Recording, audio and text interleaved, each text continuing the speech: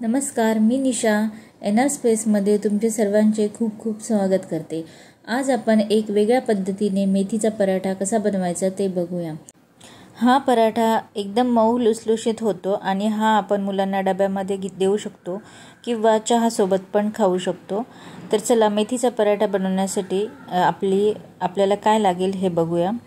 यासाठी मी एक जुडी मेथी घेतलेली होती आणि तिला व्यवस्थित निवडून घेतलेलं होतं। जास्त काही तिच्या काड्या वगैरे मी घेतलेल्या नव्हत्या। मेथी मी 2-3 पाण्याने स्वच्छ धुतल्यानंतरही मी तिला थोडंसं जाडं मीठ टाकून मेथीला स्वच्छ धुवून घेत असते। सगळी माती वगैरे पूर्णपणे आपण मेथीची काढून घेऊया। थोड्या वेळ मिठाच्या पाण्याने मेथीला व्यवस्थित स्वच्छ करून घेऊ आणि त्यानंतर आपण तिला पाणी निथळण्यासाठी काढून ठेवूया। तसेच मी मेथीच्या पराठ्यासाठी एक मूठ भरून अशी कोथिंबीर घेतलेली आहे। तिला पण मी व्यवस्थित बारीक चिरून घेतलेलं आहे। तसेच आता पाणी पण निथळले आहे। त्यानंतर मी आता मेथीची भाजी घेते। तिला पण आपण हवं तेवढं बारीक चिरून घेऊया। जेवढी बारीक चिरता येईल तेवढी बारीक चिरून घ्यायची मेथीची भाजी। आता ही सगळी मेथी व्यवस्थित बारीक चिरून झाल्याच्या नंतर ती पण आपण यामध्ये टाकून देऊया। यासाठी मी अर्धीच मेथी वापरणार आहे आणि अर्धी मेथी फक्त बारीक चिरून ठेवणार आहे। यासाठी मी 5-6 लसणाच्या पाकळ्या घेतलेल्या आहे आणि त्याला व्यवस्थित कुटून घेतलं आहे। त्याच्यामध्ये 1 चमचा मीठ टाकलं आहे। मीठ टाकल्यामुळे व्यवस्थित लसूण बारीक होऊन जातो। आता त्याच्यामध्ये आपल्याला थोडीशी कसुरी मेथी पण घालायची आहे। मी अशीच टाकली, तुम्ही चोळून पण घेऊ शकता। त्यानंतर आता यामध्ये आपण घालूया हळद पण थोडीफार यामध्ये टाकायची, म्हणजे चव पण छान लागते आणि रंग पण चांगला येतो। आता हळद टाकून झाल्यानंतर यामध्ये मी टाकणार आहे लाल मिरची पावडर। तुम्हाला जर लाल मिरची पावडर नसेल टाकायची तर तुम्ही बारीक हिरवी मिरची पण चिरून यामध्ये घालू शकता।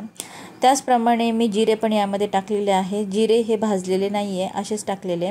तसेच मी थोडासा ओवा घेतलेला आहे आणि त्याला व्यवस्थित हातावर कुस्करून यामध्ये मी टाकलेला आहे, कारण की ओव्याचा छान फ्लेवर येतो।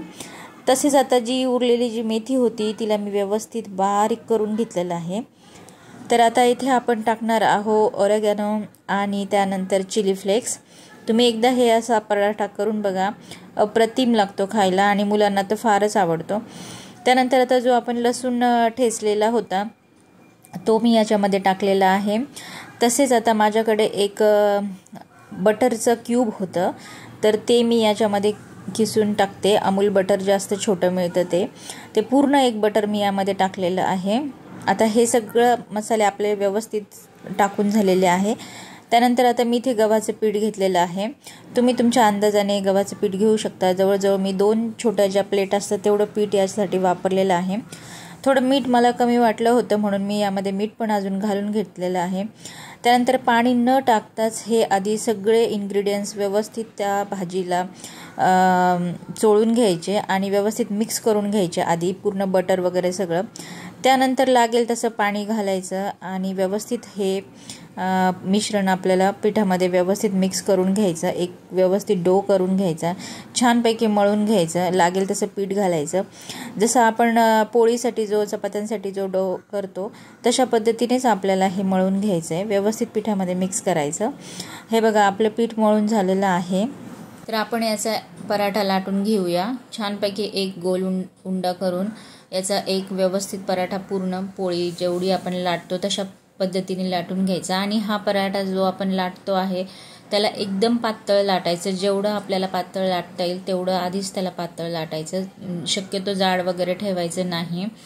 त्यानंतर आता जी मेथी मी कापून ठेवली होती, बारीक चिरून ठेवली होती, तिला मी असं या पराठ्यावरती त्रिकोणी शेपमध्ये तिला भरलेलं आहे आणि बाजूनी सगळ्या कडा त्याच्या फोल्ड करून घेतलेला आहे, म्हणजे त्रिकोणी आपला जो पराठा तयार होतो स्टफ समोसासारखा तशा पद्धतीने मी त्याला फोल्ड करून घेतलेला आहे। आणि अगदी हलक्या हाताने मी प्रत्येक बाजूने व्यवस्थित त्याला लाटून घेतलेला आहे की जेणेकरून ते निघू नाही म्हणून। आणि व्यवस्थित लाटून घेतल्याच्या नंतर आपण याला छानपैकी तव्यावर तूप टाकून क्रिस्पी असं भाजून घेऊया। असा हा पराठा व्यवस्थित तूप लावून दोन्हीही बाजूने व्यवस्थित भाजून घ्यायचा, छान क्रिस्पी होईपर्यंत भाजायचा। तर तुम्हाला आजचा माझा व्हिडिओ कसा वाटला हे मला नक्की कमेंट करून सांगा. माझ्या चॅनलवर नवीन असाल तर लाईक करा, शेअर करा, सबस्क्राईब करा. भेटू पुढच्या व्हिडिओमध्ये.